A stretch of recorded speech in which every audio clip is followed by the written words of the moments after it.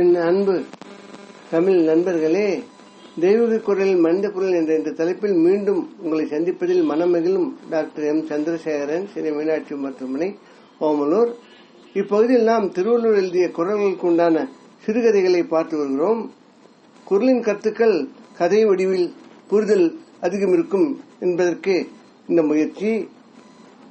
தற்போது அவர் எழுதிய தீவினை அச்சம் அதிகாரத்தில் 6ஆம் குரல், அதாவது எண்ணிக்கை 206ஆம் குரல்.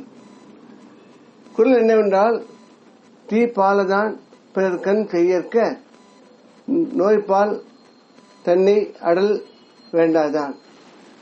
இதன் பொருள் என்னவென்றால், துன்பம் தருவன தன்னை சூழ்ந்து வருத்த விரும்பாதவன் பிறருக்கு தீமை செய்யக்கூடாது. கதையை பார்ப்போம். உங்க அப்பா எப்படி இருந்தார்? சிங்கம் மாதிரி. இப்போ உங்க தம்பி குமார் இப்படி அநியாயம் செய்யறத பார்த்துக்கிட்டு சும்மா இருக்கிறீங்க என மகேஸ்வரி தன் கணவன் சிவாவிடம் சத்தம் போட்டார். குமார், எங்க அப்பா ஆட்டை தூக்கி மாட்டில் போட்டு, மாட்டை தூக்கி ஆட்டில் போட்டு உருட்டி மிரட்டி ஏமாற்றி பலவிதமா மற்றவங்களை வருத்தி தொழில் செய்தார். அம்மா 5 வருஷம் முன்பே சுமங்கலியா போய் சேர்ந்துட்டான். அக்கா சியாமலா நல்ல குடும்ப பாங்கா வளர்ந்து படித்து திருமணமாகி அல்பாயுசுல போயிட்டான். தம்பி குமார் அப்படியே அப்பா வாரிசு. நம்மளோட இருக்கிற கூட்டு தொழிலில் பிரச்சனை பண்ணி என்னை துரத்துல பாக்குறான். அப்பா குடிச்சு குடிச்சு ரத்த வாண்டியில செத்தாரு. இப்ப தம்பியும் குடிக்க ஆரம்பிச்சிருக்கிறான். குமார் மனைவி தேவி, 12 வயது மகன் லக்ஷ்மண், 10 வயது மகள் சாம்பவியுடன் படாத பாடு பட்டுக்கிட்டு இருக்கா. நானும் கைவிட்டுட்டா குடும்பம் என்ன ஆகுது என்றார் சிவா. ஆமா, அந்த பிள்ளைங்களை பத்தி பேசுறீங்க. நம்ம மகன் மகேஷ் இன்ஜினியர் படிப்பு, மகள் பாரதி டாக்டர் படிப்பு பத்தி யோசிச்சிருக்கீங்களா? எப்படியோ மெரிட்ல சீட் வாங்கிட்டாங்க. அவங்கள நல்லா படிக்க வைக்க வேண்டாமா? கல்யாணம் காட்சி செய்ய பணம் வேண்டாமா? வீடும் பழைய வீடா இருக்குன்னு அடுக்கிக் கொண்டே போனாள் மகேஸ்வரி. அப்போது செல்போன் அடிக்க, ஆபீஸ் மேனேஜர், நம்ம கம்பெனி ப்ராடக்ட் நீங்க எடுத்த ஆர்டருக்கு கொடுக்காம புதுசா வந்த 4 கம்பெனிக்கு உங்க தம்பி குமார் கொடுக்க சொல்றார். அந்த பார்ட்டிகள் சரியில்லாதவர்கள் என்றார். சரி, நான் பார்த்துக்கிறேன்னு சொல்லி சிவா ஆபீஸ் அவசரமாக சென்றார். ஆபீஸில் குமார் தான் சொன்னவருக்கு சரக்கு கொடுப்பதில் பிடிவாதமாக இருக்க, சிவா மிகுந்த சிரமத்துடன் பழைய வாடிக்கையாளர்களை இழந்தால் அவர்கள் வேறு கம்பெனிக்கு சென்றுடுவாங்க. ஆரம்பத்து வந்த பழக்கம் வீணாக போயிடும்.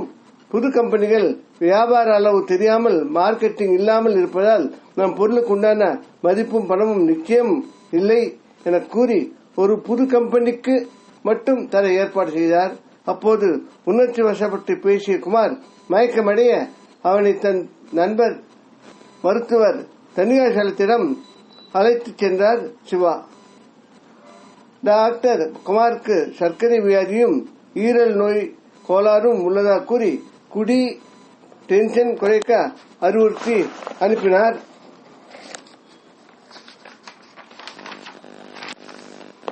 குமார் மனைவி தேவி இதனால் எல்லாம் வருந்தி உடல் இழைத்து பலகீனமானால். சிவாவுக்கு அது மேலும் கவலையானது.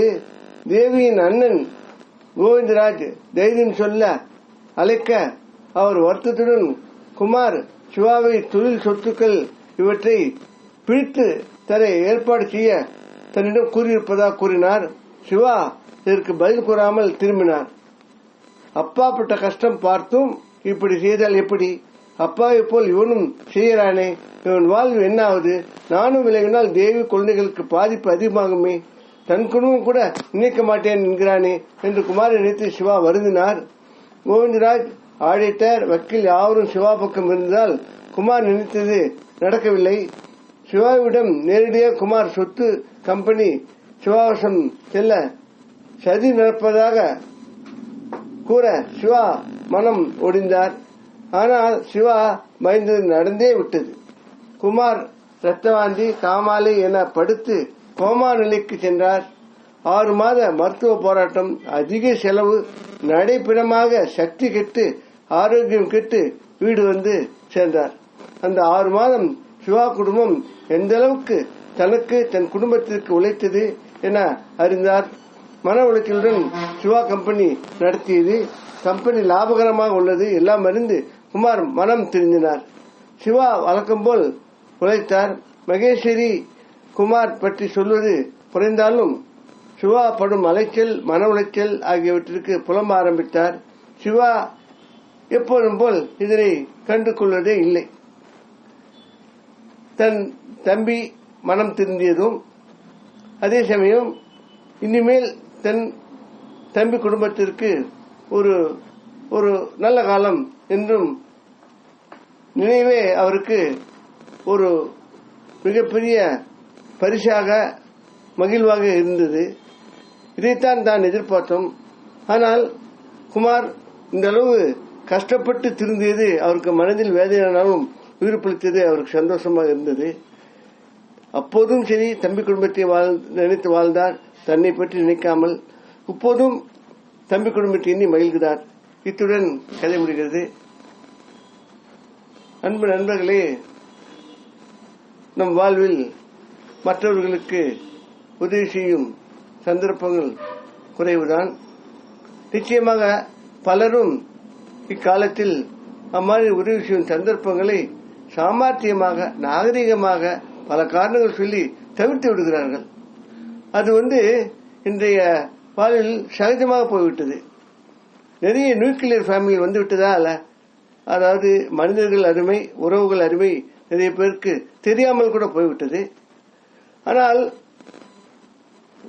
பிறந்த மனிதர்களாகவும் வளர்ந்த மனிதர்களாகவும் ஆரோக்கியமாகவோ செல்வந்தர்களாகவோ நல்லபடி இருக்கிறதுக்கு வாய்ப்புகள் குறைவுதான். இதை யாவரும் அறிந்துள்ளோம்.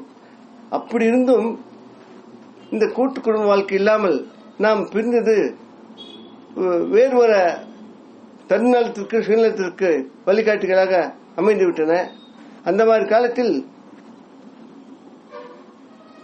நிறைய நல்லது என்பவர்கள் எல்லாரும் நன்றாக இருக்க தம்மை தாமே வருத்திக் கொண்டாலும், தம்மை தியாகங்கள் கொண்டு நடந்து கொண்டாலும் மற்றவர்கள் வாழ்வதற்கு அவர்கள் மிக பாடுபடுகிறார்கள்.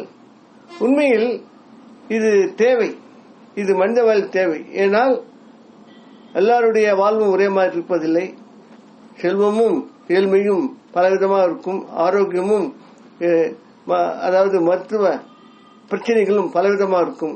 அதில் இம்மாதிரி மனிதர்கள் தேவை இருந்தால் அது மிகப்பெரிய வாழ்விற்கு பயனுள்ளதாக துணையாக இருக்கும். இதனையே திருவள்ளுவர் தன்னுடைய குரலில் வலியுறுத்துகிறார். இதை நாமும் சிந்திப்போம்.